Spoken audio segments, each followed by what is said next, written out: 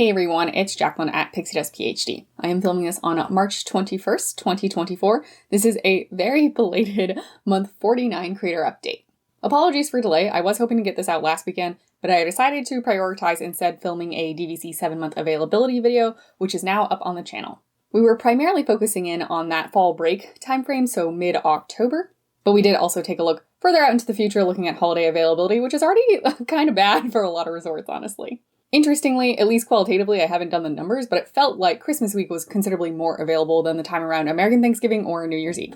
But anyway, between filming, editing, and posting that video, as well as my work situation continues to be very hectic, very demanding, and I did have a couple of friend occasions, life things that we were celebrating, I'm a little bit behind on the channel as per usual. And demands on my time are still really intense, so this may be a shorter monthly creator update. There is a lot of news to talk about. So much has been announced. We are just going to do highlights, but we still are going to talk about quite a lot of different news items. And therefore, to keep this a little shorter and my time a little bit more manageable, we're going to do a super abridged version of stats and analytics, but we'll touch on it at the end. Thanks for being here, and if you find the content enjoyable and or informative, please remember to like the video as well as subscribe to the channel. That helps tell YouTube to promote my content to other folks who may be interested. Let's get into the news. If you want more details and links to everything that I found noteworthy, I did make a post on my Ko-Fi. I will leave a link to that exact post down below. You may recall that fairly recently we heard that Disney was planning on making a 10-year, $60 billion investment in the entertainment sector. Hat tip to Scott Gustin over on Twitter, who I believe went through a pretty large SEC filing to take a look at this a little bit more closely. In that filing, Disney provided the following breakdown. 20% is expected to go to cruises and other, 30% is expected to go to tech and maintenance, and the remaining 50% is expected to go to parks and resorts. Meaning, if you're a Disney Parks fan specifically, then that $60 billion has already shrunk down to $30 billion. And again, I don't expect we're going to see necessarily most of that in the American parks. There are other parks to consider. It's unclear how the tech and maintenance budget will be spent, and I don't think a vast majority of it by any means will go to enhance the parks experience, but I do think even just a little investment in some of the tech related to parks could be awesome. For example, the Disney Vacation Club website crashes pretty frequently. I know the lines to get into events like Run Disney are super frustrating, so any of these types of tech upgrades could be fantastic. Now, those may not be coming. We don't know for sure, but to me, honestly, the 30% carved out for tech could be very exciting for our day-to-day quality of life in interacting with Disney. I think this announcement has also spurred a lot of rumors about a fifth gate. Bob Iger also gave remarks, I believe maybe at a Morgan Stanley event or something similar, where he kind of casually said they just have, a ton of money and a bunch of land and they could build way more gates if they wanted. To me, that was like an off-the-cuff remark, and I don't have the exact quote, but I'll try to pull it and put it on screen or in the description below. But yes, there's been a lot of excitement and chatter about, Disney has so much capital and so much space that they could definitely build. And to me, those types of remarks are signals to probably analysts sitting on the call who are going to rate the stock as a good buy or, so-so, just, hey, we have a lot of money and if we want to develop, we can, not a promise that they're going to develop. Despite a lot of excitement around a potential fifth gate at Walt Disney World, for me, I don't get stoked about any of that stuff until permits are filed. And even then, sometimes permits are filed and things sit on the shelf for a long time. So it's gotta be permits are filed and construction is starting. Then to me, it's real and let's get excited. But for now, who knows what they're gonna do with all of that money. In the past, we definitely have heard about the Disneyland Forward project. So obviously I think some money's going there. What exactly it will end up being, again, there's reports and speculation and a lot of excitement. But for me, I am chilling. I'm waiting until we get something more concrete. Let me know what you would be most excited to see come to fruition in the next 10 years or so. And yes, obviously a fifth gate at Walt Disney World would be very exciting. I think we'd all agree about that. But I would rather personally hear more your unique ideas. If you are heading down to Disney World April through mid to late September, there is a ticket deal you might be interested, assuming you're not a pass holder. There's actually two versions of this ticket deal. So one is 4 parks, 4 days. You get one entry into every theme park. There's no park hopping. And the other is 3 parks, 3 days. So one entry into the theme parks that are not the Magic Kingdom. Again, no park hopping. There's more details about this in my Ko-Fi post, but if you're going to go during this time frame anyway, might be a good ticket option to look into. Additionally, if you're heading down to Walt Disney World during summertime, H20 Glow, which is the after-hours event at Typhoon Lagoon, is returning on select nights. It's a 3-hour event at the water park from 8 p.m. to 11 p.m. You'll have a DJ. It comes with general after-hours things, so you'll get free novelty snacks like Mickey ice cream, premium bars, and popcorn and soda and water. But of course it's free, i.e. included with the price of your ticket. It's an after-hours event, meaning limited capacity, so for the attractions that are open, the wait should be relatively short. If you're eligible for the annual pass or DVC discount, tickets will be $60 or $70. If you're not eligible for that, tickets will either be $75 or $85. We also just learned about a new Encanto themed show at EPCOT. Celebración Encanto will take place June 10th through September 6th on the new Communicore Plaza stage. This is a sing-along show. It's slated to run several times a day. I think it'll be really cute. I won't be down there to see it, but I look forward to watching videos and hearing everyone's reaction. Star Tours at Walt Disney World at Disneyland out in California, as well as Disneyland Paris, is getting a little refresh. For those of you who don't know, Star Tours is a simulator attraction where you basically get to go to a Star Wars location. And that location is randomized, so it's highly rewritable, and if you're a Star Wars fan, it can be really fun to try to hunt them all down, essentially. Now they're adding new locations, which is really awesome, so these will be from and inspired by Ahsoka, The Mandalorian, and Andor. So you'll get new locations as well as those characters. I think this is a really cool update. I'm not a Star Wars fan by any means, but anytime they're adding to the experience of an already existing attraction, I'm not going to complain. Star Tours does make me massively motion sick, so I haven't been on it in years. I think the last time I went on it was probably 2017. Again, I'm not a huge Star Wars fan. I have seen all these series though, so I'm debating, like, next time I'm down there, will I try to get on Star Tours and see if I get a new scene and see maybe, I'll wear my C-Vans or I'll take a Dramamine and see if I don't get super motion sick, but it's a risk. Focusing now on Disneyland news, Magic Keys are back on sale. As I'm filming this, 3 of the keys are still available for new purchase. That is the Inspire, Believe, and Enchant tiers. So if you've been waiting to get a Disneyland annual pass, essentially, you can probably do it now. For a while now, Magic Keys have been going on and off sale kind of frequently, so we don't know when they'll take this away, but they've been up for a bit now and seem to still be available, so that's a good sign. As we talked about in a prior video, Disneyland has a bunch of events or kind of seasons going on throughout the year. One of the seasons coming up shortly is a Star Wars season, so this is the Season of Force. This runs almost all of April and all of May, and then just the first couple of days of June. Excitingly though, on nights where there are fireworks, there will be like an alternate fireworks viewing from Star Wars Galaxy's Edge. And these fireworks will be accompanied by music from John Williams. So similar to the Star Tours update, it's not a huge offering by any means, but I think it's a nice twist, it's a nice new thing, no complaints, it's pretty cool. Also recently announced for the Disneyland Resort is that Critter Country is getting 2 new shops themed to Princess and the Frog. These are Ray's Berets and Lewis's Critter Club. The Critter Country area will close temporarily beginning May 1st to aid in construction of these. Reportedly, Hungry Bear Restaurant will stay open, but the Many Adventures of Winnie the Pooh ride will close down during this time. The reopening date for Critter Country is unclear, but the Many Adventures of Winnie the Pooh ride is supposed to come back up with the area. I believe Ray's Berets is taking over the Briar Patch location, and then Lewis's Critter Club will be part of Pooh Corner. The section of Pooh Corner with treats is supposedly going to remain themed to the 100 Acre Woods. And in my opinion, most excitingly, Disneyland's been testing out new entry procedures into the parks. These are gates very similar to what's used at Disneyland Paris, so you scan your ticket, it takes your photo, and you walk right through it. At Disneyland Paris, it was awesome. These were seen in testing at DCA, and Scott Gustin reported that all of the theme park entry gates should be replaced with this system to be completed sometime in 2025.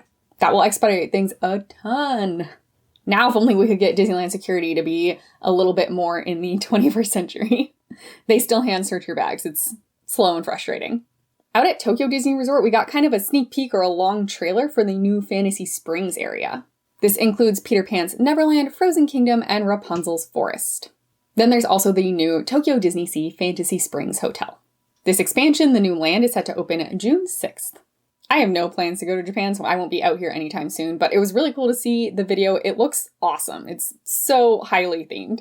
I also do love Frozen though, so I am a sucker for this, but yeah, seeing the kind of Arendelle come to life was like, whoa! And whenever I make it out there in person, I'll probably cry. That wraps up pure parks news, but in parks related news, we did get the new theming for the Run Disney Marathon at Walt Disney World. This is taking place January 8th through 12th, 2025. You've got the 5K, 10K, half marathon, marathon, and then the Goofy Challenge, which is the half of the marathon, and the Dopey Challenge, which is all 4 race lengths.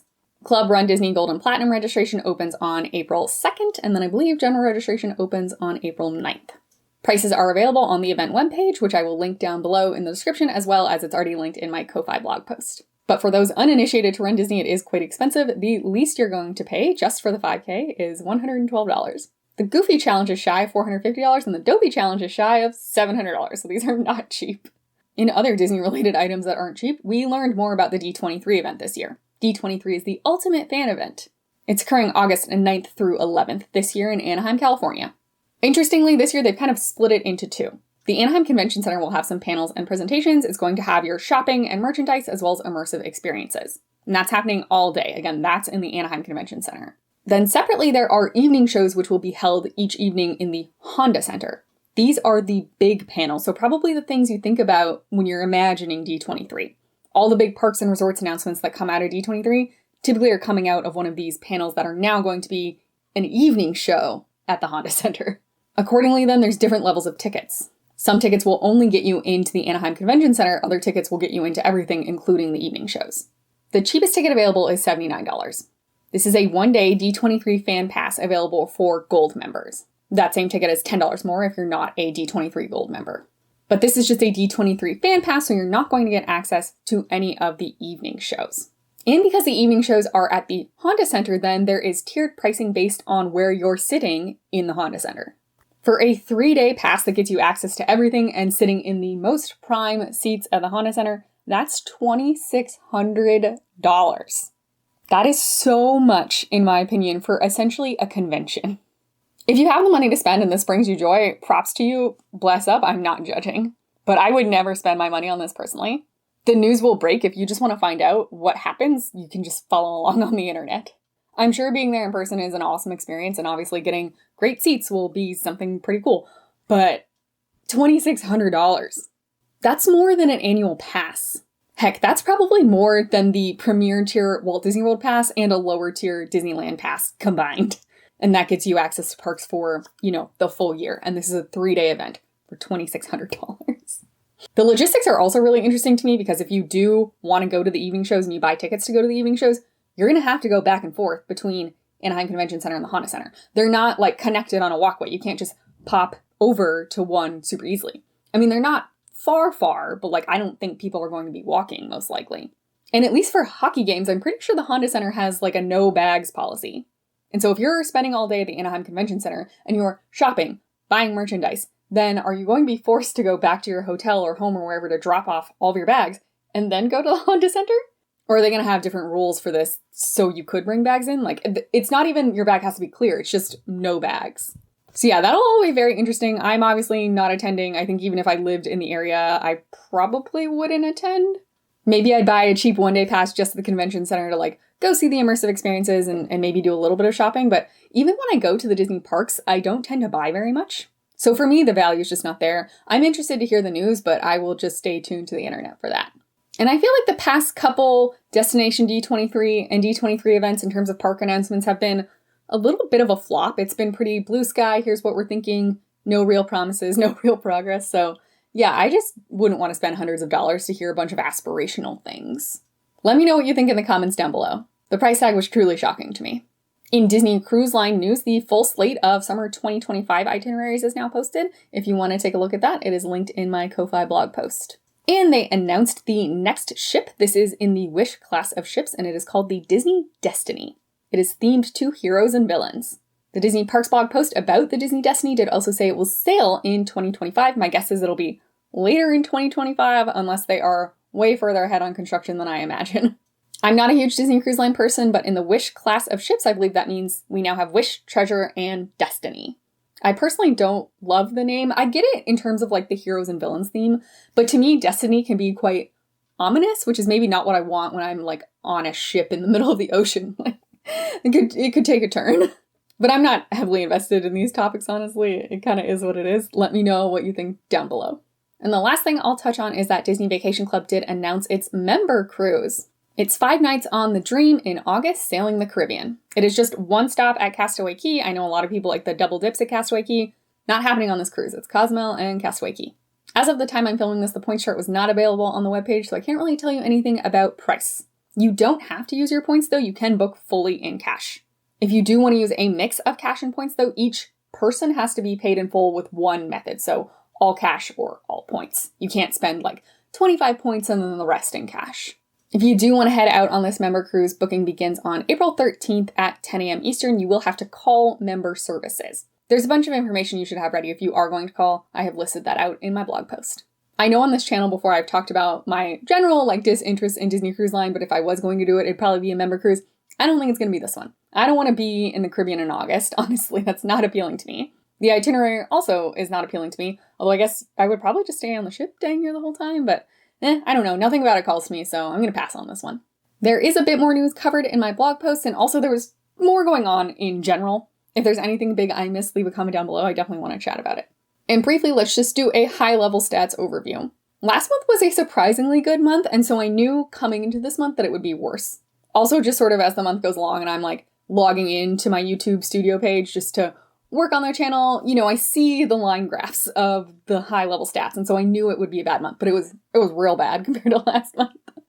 We got a little bit over 6,000 views, which isn't terrible, but it's only about 2/3 what we got last month.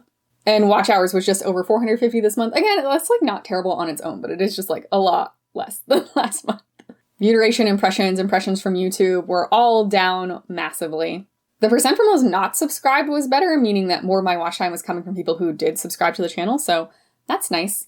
And we got 21 new subscribers this month. Last month we got 40, which is kind of unusual lately for the channel. 21 is like not a great month by any means. I really do want to be hitting like 1 a day, ideally 1.5 a day, so 40, 45 is more of my aspirational range, so this wasn't great, but it's okay.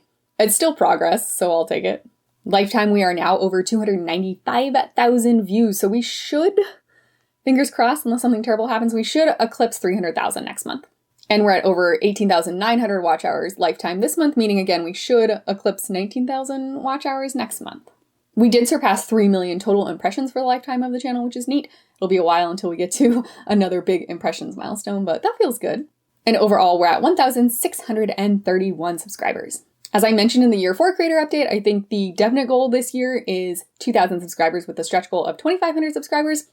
The first month being only 21 is not looking great, but lots of months to go. For the sake of my time, I'm going to wrap it up here. If there were other stats or topics of interest that you want to know about, you want to chat about, leave a comment down below and I'll do my best to get back to you. My time is stretched thin though, so I do appreciate all of your patience with my slow response time to your comments. And also, if we're like chatting in a thread, lately YouTube has not been sending me an email or even a ping, like a notification that you have responded. So if I missed something, I'm really sorry. And if you definitely want me to see something, please just add a new comment. Those I always see. It's just the threaded ones that have been really finicky lately. I hope the start to your spring has been lovely. It's been cherry blossom season here in DC. It's so great, but it goes by so fast. Like, it's gonna be windy and rainy, so they're about to be gone after maybe 4 days of being in bloom. But it's always so lovely to see, and the zoo is now on summer hours, which is a huge bonus for me. The month 50 creator update will also probably be late, just FYI, because I will be traveling a little bit in April. But I'm sending you all my well wishes. Thanks again for being here. May the rest of your day be magical, and we'll see you real soon at PixieDust PhD.